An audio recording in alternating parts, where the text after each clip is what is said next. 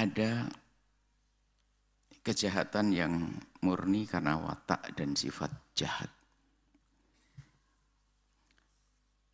Mencuri karena kerakusan, ketamaan.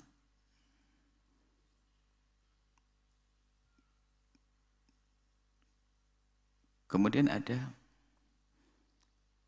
kasus dohirnya adalah pekerjaan haram, tetap mengambil. Tapi kadang bukan karena sebuah hajat.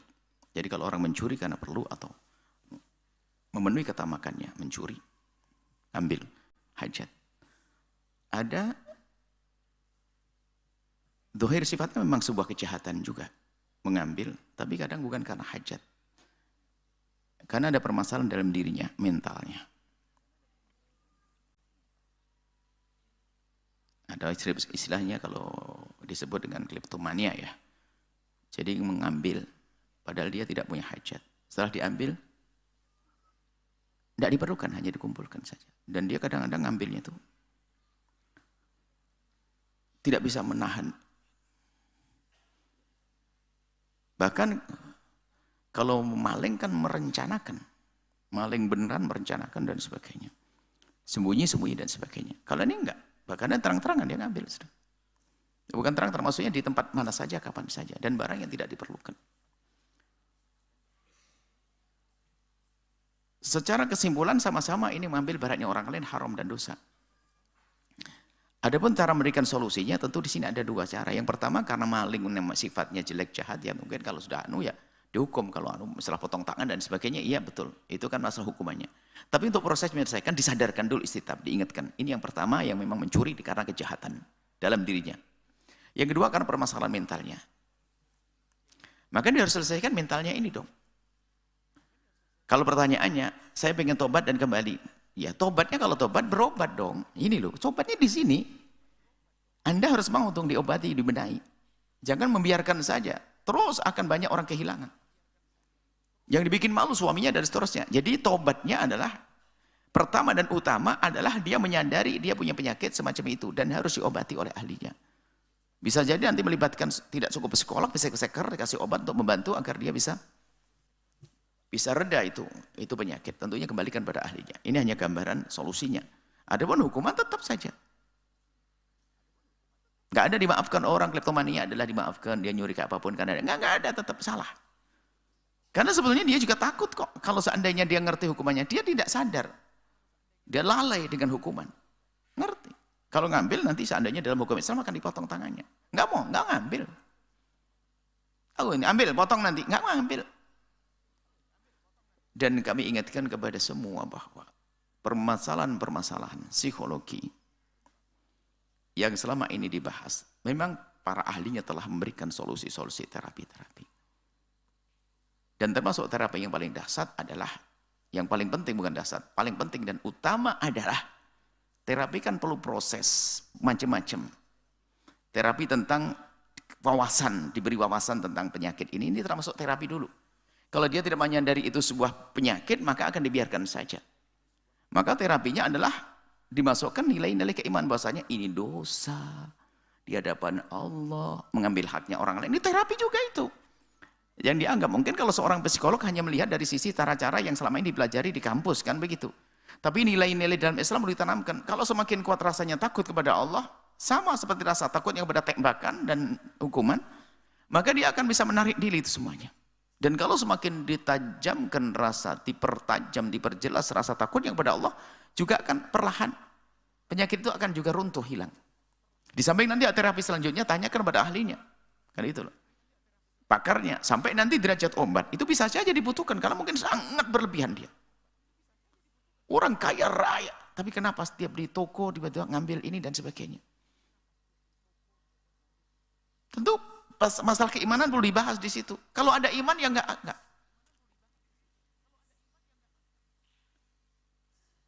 Enggak usah bicara tentang iman, suaminya sudah ngancam. Kalau kau ngambil lagi, aku buang, aku gini, semuanya asetmu, saya tutup rekening, saya tutup. Ini dia senang duit.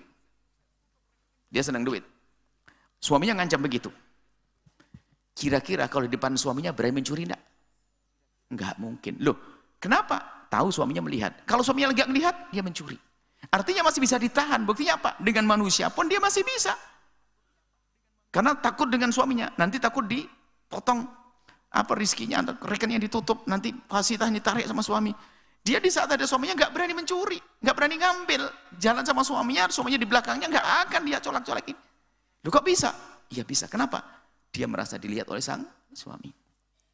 Kurang lebih seperti itu gambarnya. Bagaimana merasa dilihat oleh Allah? Sama kasusnya. Jadi semua problem psikologi kami himbau, terapi pertama adalah dikenalkan kepada Allah lebih dalam lagi. Zikirnya, menyebut nama Allah. Baru nanti jangan lupa, ahlinya fas'alu ala dzikri in kuntum la ta'lamun. Ilmu itu dipelajari di kampus. Ilmu-ilmu masalah mental semacam itu. Jadi, Anda yang ingin bertobat, Anda harus datang kepada ahlinya untuk menyelesaikan problem ini.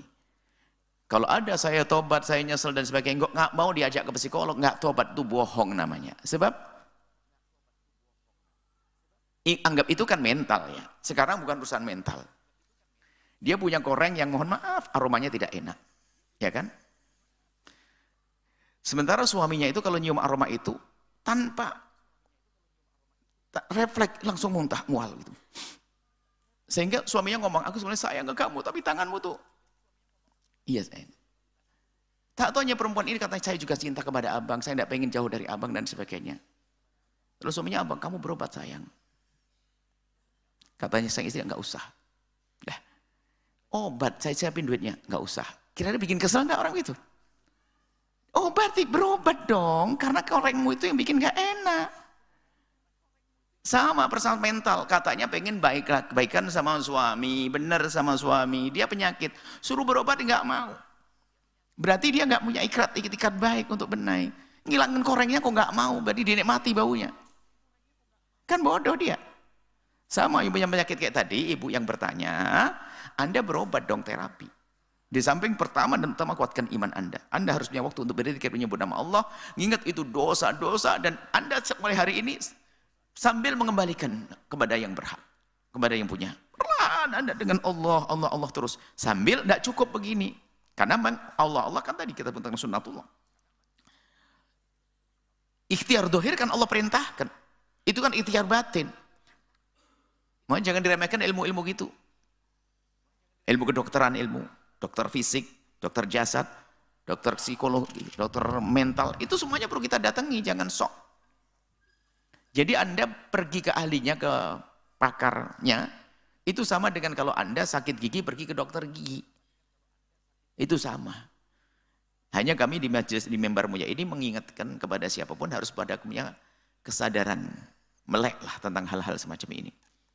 Ya, nggak usah lah kayak hidup anti dokter dan sebagainya. Ya akhirnya disuntik juga, diimpus malah sama dokternya. Biasa, karena dokter adalah termasuk ahli dzikir dalam hal ini. Karena anti dokter, astagfirullahaladzim. Memang kayak apa dokter itu? Kalau memang ada dokter jahat, 1-2 dokter yang lain, tapi dokter itu belajarnya bertahun-tahun loh ya. Termasuk tadi psikologi. Sampai kalau psikiaternya kan dokter itu, mempelajari ilmu sisi lain. Jadi nggak main-main, bukan kursus 3 bulan langsung dia memegang satu pengobatan dan sebagainya. 3 bulan disamai dengan 5 tahun, bagaimana? Ini dokter bertahun-tahun. Ahli dzikir. Dan itu tibu nabawi kembali kepada ahlinya.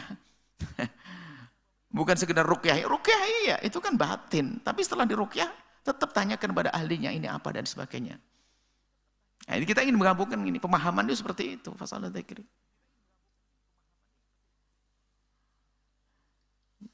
Beragama nggak layak dengan congkak. Kayaknya beragama ini. Dikit-dikit menjalankan syariat. Seolah-olah begitu. Akan tapi dia membuat ejekan, agama juga ejekan. Kita perlu sunnatullah, apa? Perintah Allah tentang ikhtiar dohir ini adalah perlu diterapkan. Ya seperti kalau sederhananya ini adalah misalnya ada orang, ada banyak apa namanya pertanaman padi ini kok banyak werengnya dan sebagainya. Masya Allah ini rumahnya orang ini baik soleh. Sudahlah bismillah baca kul huwallah 1000 kali keliling ini. Iya. Berdoa iya, tapi tetap harus disemprot. Jangan sok banget. Harus berpikir obat yang enggak berkimia baru itu cerdas. Jadi sok, wah ini penting, yang penting coba setiap malam dzikir.